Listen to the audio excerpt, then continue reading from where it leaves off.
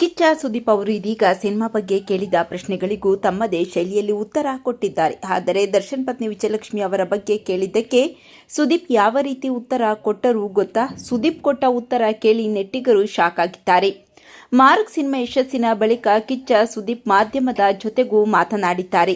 ಚಿತ್ರದ ಬಗ್ಗೆ ಪತ್ರಕರ್ತರು ಕೇಳುವ ಪ್ರಶ್ನೆಗಳಿಗೂ ಉತ್ತರ ಕೊಟ್ಟಿದ್ದಾರೆ. ಆದರೆ ಕೊನೆಯಲ್ಲಿ ಕೇಳಿದ ಒಂದು ಪ್ರಶ್ನೆಗೆ ಸುದೀಪ್ ಖಡಕ್ಕಾಗಿಯೇ ಉತ್ತರ ಕೊಟ್ಟಿದ್ದಾರೆ. ನಾನು ನನ್ನ ಲೈಫಲ್ಲಿ ನನ್ನ ಬಗ್ಗೆ ಮಾತನಾಡುತ್ತೇನೆ, ಪಕ್ಕದ ಮನೆಯವರ ಬಗ್ಗೆ ಮಾತನಾಡೋದೇ ಇಲ್ಲ ಅಂತಲೇ ಹೇಳಿದ್ದಾರೆ. ಈ ಹಿನ್ನೆಲೆಯಲ್ಲಿ ಸುದೀಪ್ ಅವರನ್ನ ಪತ್ರಕರ್ತರು ಪ್ರಶ್ನೆ ಕೇಳಿದ್ದಾರೆ. ವಿಜಯಲಕ್ಷ್ಮಿ ದರ್ಶನ್ ಅವರು ಇವತ್ತು ಪೊಲೀಸ್ ಆಯುಕ್ತ ಸೀಮಂತ್ ಕುಮಾರ್ ಸಿಂಗ್ ಅವರನ್ನ ಭೇಟಿಯಾಗಿದ್ದಾರೆ. ಹೀಗಾಗಿಯೇ ನೀವು ಏನು ಹೇಳುತ್ತೀರಾ ಅಂತಲೇ ಕೇಳುತ್ತಾರೆ.